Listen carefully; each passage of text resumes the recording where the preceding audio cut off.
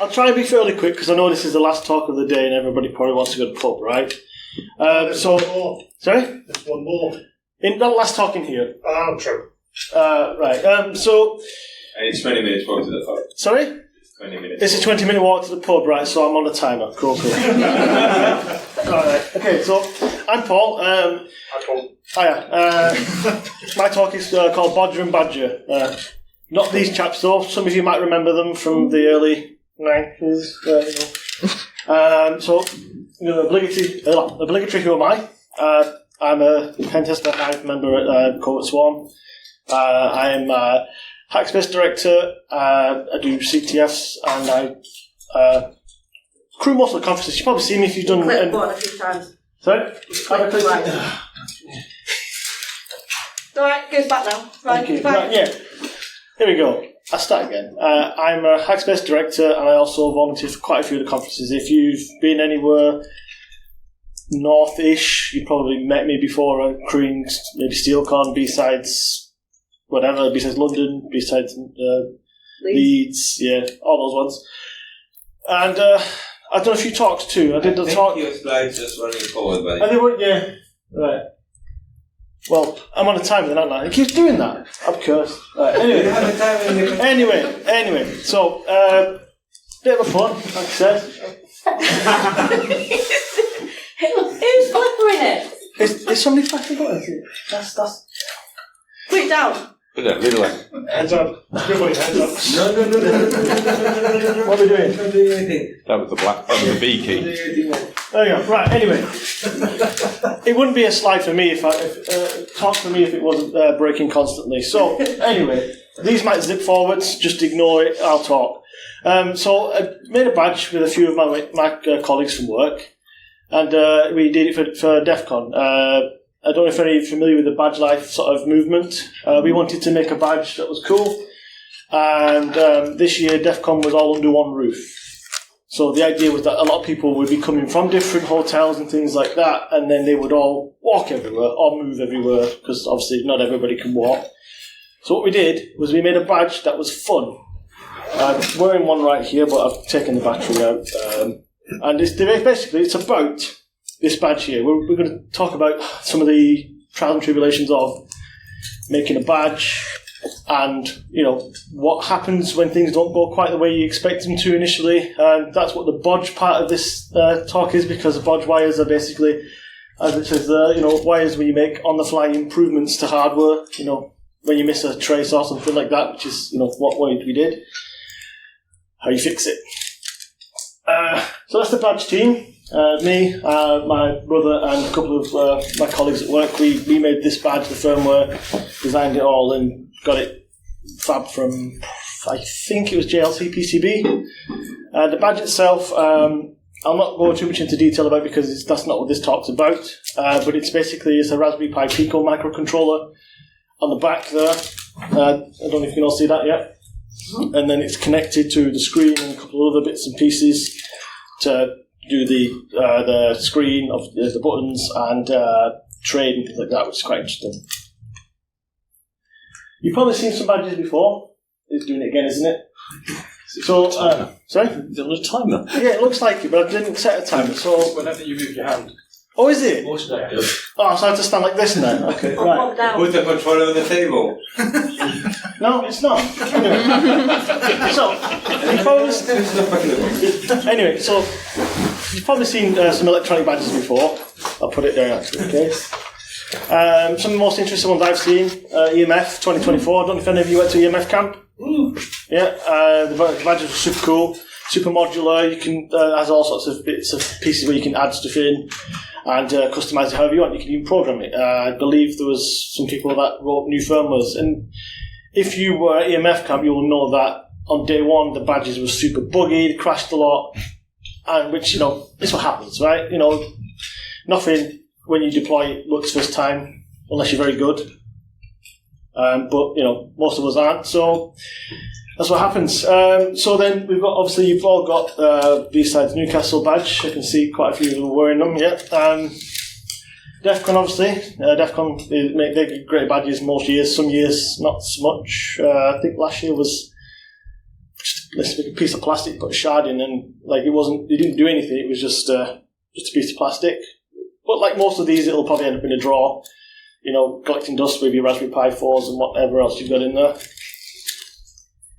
And then SteelCon was my favourite because it was the first conference I went to, and they were handcuffs, just engraved with SteelCon on them, like legit handcuffs. It was a few people got handcuffed to poles and things like that throughout Sheffield that weekend. It was very fun. So I was saying before, this is the Tildagon badge. It was quite cool.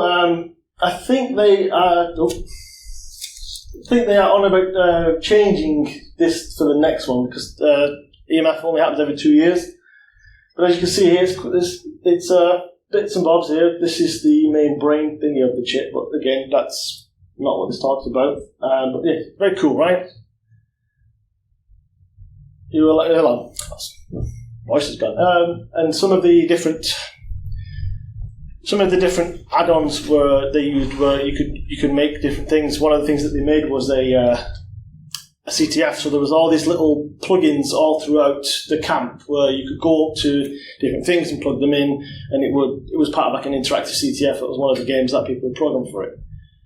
I like the idea of doing sort of extensible hardware, because then it's not something that just sits in the badge after the one use, because then you can basically use it again and again with tweaks, which is like the simple add-on stuff. I'm assuming you've still seen the badge life things. Like the DEF CON one. Oh, sorry, this one here is the order one, that one. Not this one, no, this one's the fancy punk one. And then the DEF CON one this year. I don't know if any of you went to DEF CON. It was very cool, wasn't it? Really cool. Again, there were some issues with it on day one. They got fixed later on. But if you look down here, this is the simple add-on port I was talking about. So that allowed people to make their own things that attach to it, and that's kind of where the badge life stuff comes in, because everybody can make something that interacts with that port, because it's a standard. It's a very sort of loose standard, but it's a standard nonetheless. Again, lots and lots of badges. All sorts of different things. Again, so this is one of the DEF CON badges with an add-on on it. These are all different badges that people made, same as over there. Those ones are actually EMF ones from previous EMF years. But again, with them being electronic, they probably use once and they end up in a drawer, right? So our first badge we made last year, and it was designed to be like a hardware CTF. A lot of the sort of things that went into it, I don't feel were used very well, because not a lot of people did the badge. I don't think we had any solves of all of the challenges. A few people have solved some challenges, but I haven't seen anybody solve them all. So this year, what we wanted to do was make it a bit more accessible into moving adventures. So, like I said, it's off now, but like the idea of this badge is it's like an RPG that uses a step counter to advance your experience. I don't know if you all played RPGs before. Are you familiar with RPG games yet? So the idea is obviously the more experience you get, the higher the level that you can unlock new things, and that's kind of the way we went with it. So with ours, we basically had, you walked, when you got a level, you got experience. When you got experience, you got a level, and then when you leveled up, you got items. Now, some of the things we added to the badge were like things like you could trade items with other people with the badge. You can't really see it too well here. I should have put like a big thing on, but it just skipped anyway, so don't worry about that. We used the TRS cable, the headphone jack effectively, so that we could plug one into another, and then we could trade between people. So that if you had an item somebody else could use more because they were, for example, a magic class, you just plug that in and trade. There were a few issues with that, things like, depending on the length of the cable, because the signal had to travel further, it would time out. So we ended up with like cables like this long, and then people stood really close to each other and just trading in Vegas. Whew. So when we get into the planning stage, we were like, again, we want to make it a bit more accessible than last year's. What can it do? What should it do? How can we make it fun for people? And then, like I said, we settled on the idea of like an RPG. So that's why it looks like a little bit like a Game Boy. Not too much, because, Nintendo don't like when you copy them very much. Mm. And the idea was, it's accessible because a lot of people know D-pad buttons, and you can navigate the badge through that. There are various menus and stuff like that in it. and then that allows you to do the trading, the picking your character, adding your name, all that kind of stuff. And eventually this project will be open sourced so people can make their own. Not there yet though, because we made it for work, so we need to get their permission for to release the files effectively. That's how it goes. There are some Easter eggs too. By the way, these slides aren't in chronological order. This is just kind of a bit more of information of me just waffling and talking and mumbling.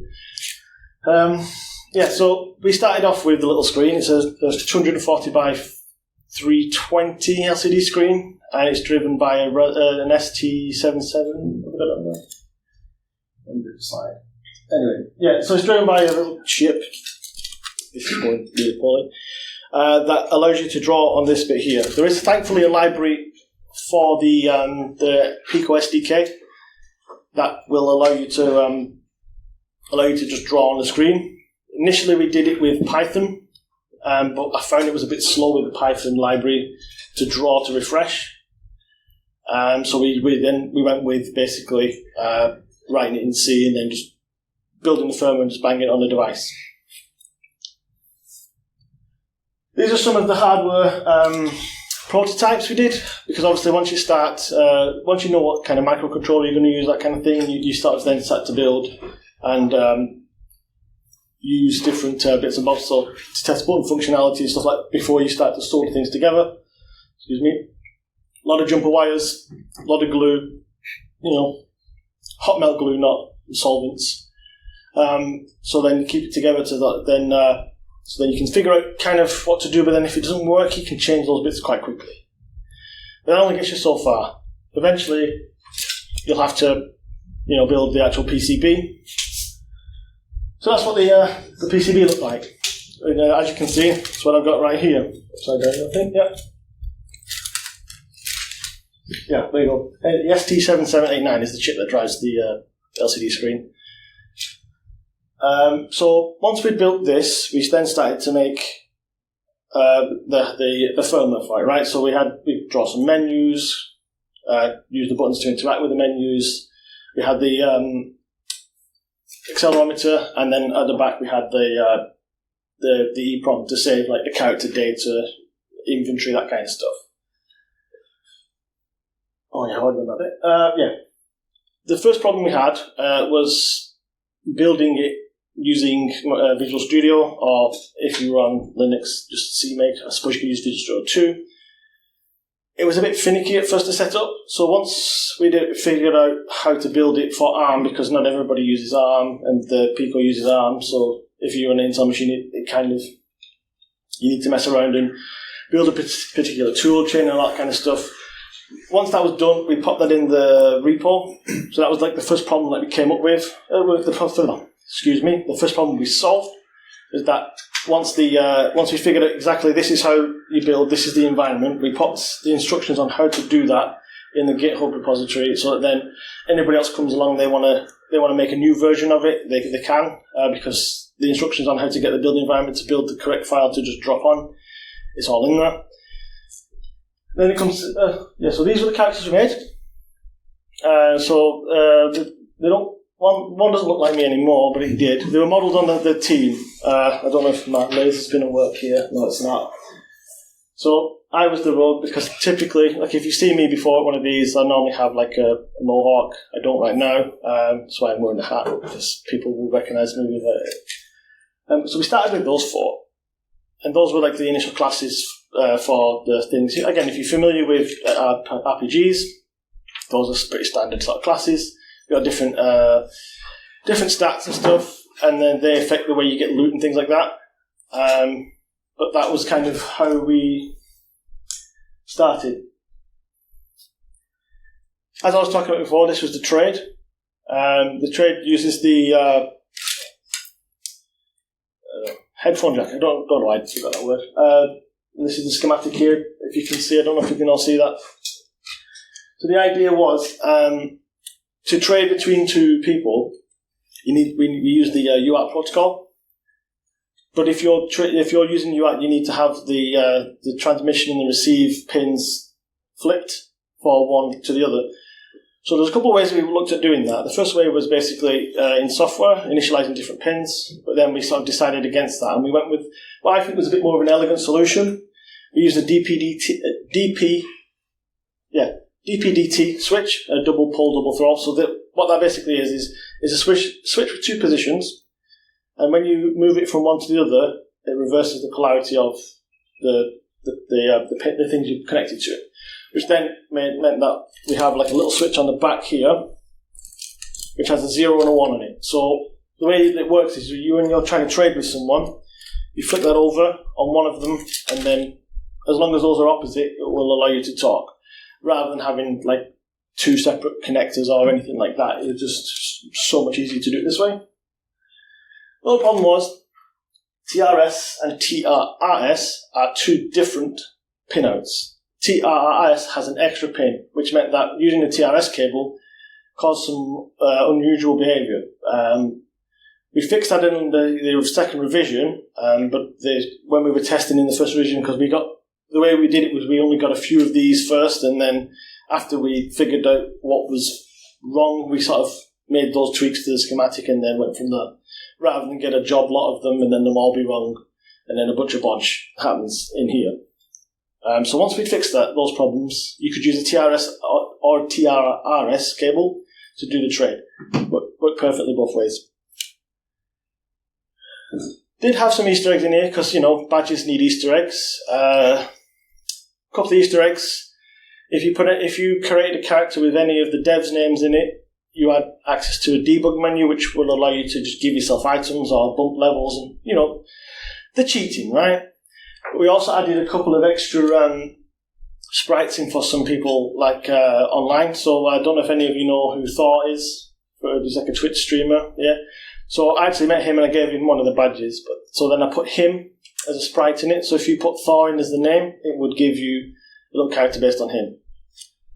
And these were the resulting ones. So this one obviously is Thor here. I don't know if you can see very well.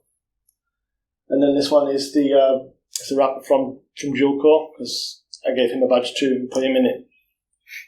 Bit of fun, So then we come to the bodge parts. As I mentioned a little bit, when you start doing this kind of thing, you think of everything, and then you get it, and you're like, that's not how I expected that to behave. Which is what we did on the badge. There's a couple of other issues. I mentioned the TRS one already. The Pico footprint was another interesting one. So where it is on here, it's quite hard to get the USB cable inside there, because normally USB cables have got like a little bit of like a plastic shroud around them, to make them look cool or whatever. So it kind of bent the socket up a little bit. So what I ended up doing with that, I'll show you in a minute, was like basically I put it against a block of wood and a belt sander and very gingerly sort of tapped it like this until it went flat. This was the first bodge. So this is actually this badge here. So this is the accelerometer, but there was a pin missing, which meant that the accelerometer didn't do anything, which obviously was kind of a big issue with the badge. So what we ended up doing was there's a tiny little wire between this resistor and this capacitor, which then bridges that connection, which makes it work. Hence the bodge. Next, as I said, we had an issue with the TRS pinout, and we fixed that later. In this version, we basically just cut one of the connections, so then it didn't make the connection it shouldn't have made, and it worked out, but then we sort of went back to the drawing board with the pinout and then made it so that the top ring and the tip both connect to the same pin. So depending on if you had a TRS or TRRS cable, it would work exactly the same, because the tip and the first ring, I don't know if you've seen TRRS cables, the ones with the microphones on as well, they have two little rings around it. You basically plug it in, the top two made the same connection, it didn't cut. Great stuff. As I said, involved a belt sander and a piece of wood. You can see here, it's nice and smooth. It was about 3 millimeters shaved off the end of it. At first I started to do it without a block of wood, and then I thought, well, this is a really crazy idea, because if I touch my fingernail against that belt sander, my fingernail's just going to go. So safety first and all that.